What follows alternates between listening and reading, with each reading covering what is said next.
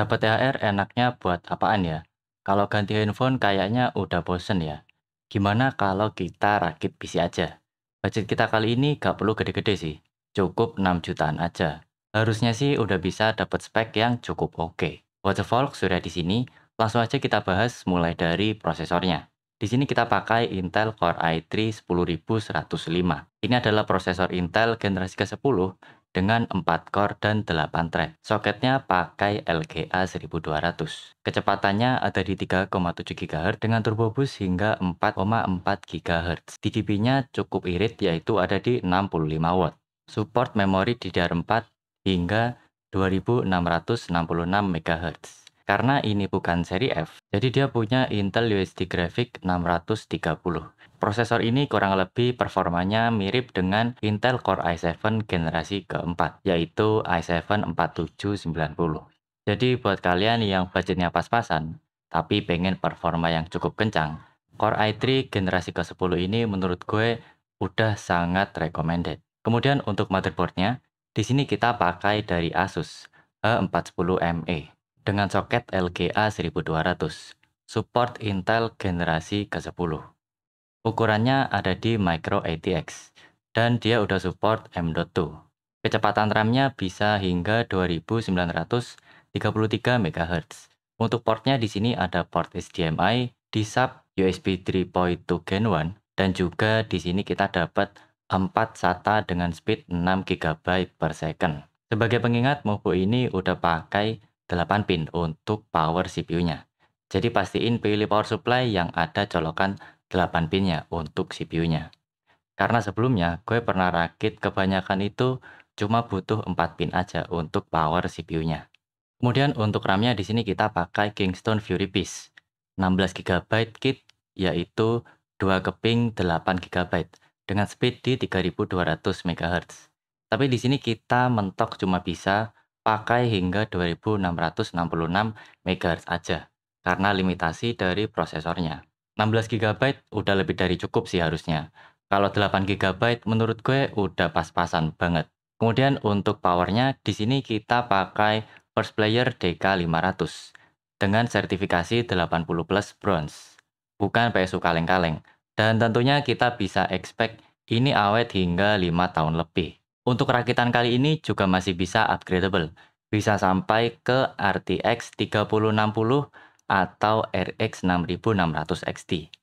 Jadi kita perlu upgrade PSU kalau misalkan mau pakai VGA yang lebih kencang daripada RTX 3060 ini.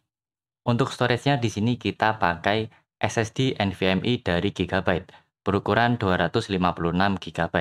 Kecepatan bacanya ada di 1700 MB per second dan 1100 MB per second untuk kecepatan write-nya. Kita dapat garansi hingga 5 tahun. Karena di motherboardnya udah support M.2 dan harga NVMe juga udah murah. Jadi menurut gue ini adalah pilihan yang sangat worth it. Selain hemat tempat dan hemat di kantong, waktu bootingnya juga cepet banget. Kalau dirasa masih kurang, kalian bisa tambahin harddisk biasa berkapasitas 1 TB ataupun nambah SSD lagi juga bisa. Kemudian untuk casingnya di sini kita pakai Aerocool Hexform. Casing mid tower yang punya banyak fitur. Udah support kabel manajemen juga. Di sini kita bisa pasang 2 SSD dan 2 hard disk. Untuk ukuran mobonya hanya mentok di Micro ATX aja. Kita gak bisa pasang yang lebih besar daripada itu. Kemudian kita di sini udah dapat include bonus 3 kipas. Cuma sayangnya, di sini kita gak dapat yang namanya PSU cover. Jadi looks-nya bakalan gak serapi casing yang udah ada PSU covernya. Ini kabel di bagian bawah juga masih bisa kelihatan. Untuk fan casingnya di sini kita bisa pasang hingga 5 buah, yaitu 2 di depan, 2 di atas, dan 1 di belakang. Berukuran hingga 12 cm ya untuk masing-masing kipasnya. Kemudian yang paling ditunggu-tunggu ini adalah VGA-nya. Di sini kita pakai dari Asus lagi, yaitu GTX 1050. Wah bang, kenapa gak RX 580? Kan udah murah banget itu, atau RX 570 lah, yang gak boros-boros amat listriknya. Jawabannya adalah karena gue gak mau pakai yang bekas mining. Agak susah Volks buat bedain Apakah VGA itu bekas mining atau enggak? Karena VGA-nya bisa direset juga BIOS-nya. Jadi untuk meminimalisir resiko, mending ambil VGA yang pasti-pasti aja. Ini juga udah hemat daya karena gak perlu pakai pin power tambahan. Mantap. Jadi rakitan kita kali ini udah lengkap. Dan saatnya masuk ke pengujian yang pertama. Di sini kita pakai Cinebench R23.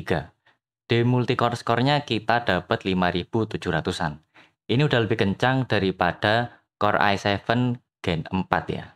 Selanjutnya untuk skenario pengujian yang berikutnya, kita coba untuk tes real life ya. Jadi kita coba multitasking banyak apps, buka Chrome tab sebanyak 10 buah, kita buka macam-macam mulai dari YouTube, e-commerce, baca-baca artikel, buka sosmed, dan juga kita di sini buka Twitch ya. Kemudian untuk buka aplikasi yang lainnya, di sini kita buka Word, Photoshop, kita buka CorelDRAW juga, buka WhatsApp, dan juga buka Notion. Ternyata masih lancar banget, gak ada lag ataupun patah-patah. Di sini RAM 16 GB-nya memang gak bisa bohong. Jadi buat kalian yang suka multitasking, banyak apps kayak gini, RAM 16 GB benar-benar recommended. Di sini untuk usage RAM-nya ternyata masih banyak yang lega. Jadi sekalian aja gue buka project di DaVinci Resolve. Ini project beresolusi Full HD 1080p dengan kodek H264. Di sini playback juga masih lancar karena gue juga belum pasang banyak efek seperti color correction atau color grading.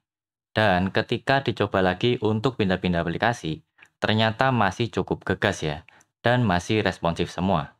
Mungkin bakalan kerasa lebih berat lagi kalau semua project itu gua buka kayak yang di Photoshop dan juga Corel. Untuk usage RAM-nya di sini juga surprisingly masih lega, cuma terpakai di kisaran 68 hingga 70-an%. Padahal ini juga gue udah sekalian record layar di OBS ya. Untuk usage CPU-nya juga masih ringan, kipas prosesor juga gak kenceng banget suaranya, karena memang load-nya masih cukup rendah. Kemudian untuk skenario gamingnya, di sini gue udah download Valorant. Di sini kita main di resolusi 1080p dengan setting low atau rata kiri. Bisa dapetin rata-rata FPS di 200-an lebih. Dan kalau cukup rame, ada banyak yang pakai skill, biasanya bisa turun hingga 170-an FPS. Yang mana ini masih kenceng banget sih untuk ukuran game e-sport. Dan tentu aja ini gue record gameplaynya pakai OBS. Dan berikut ini adalah harga-harga untuk komponennya. Jadi untuk total rakitan PC kita kali ini adalah Rp5.980.000. Tentu aja ini belum termasuk biaya ongkos kirim dan juga asuransi pengiriman. Gimana menurut kalian? Apakah rakitan segini udah cukup worth it atau kalian punya yang lebih worth it? Boleh komen di bawah ya. See you on the next video.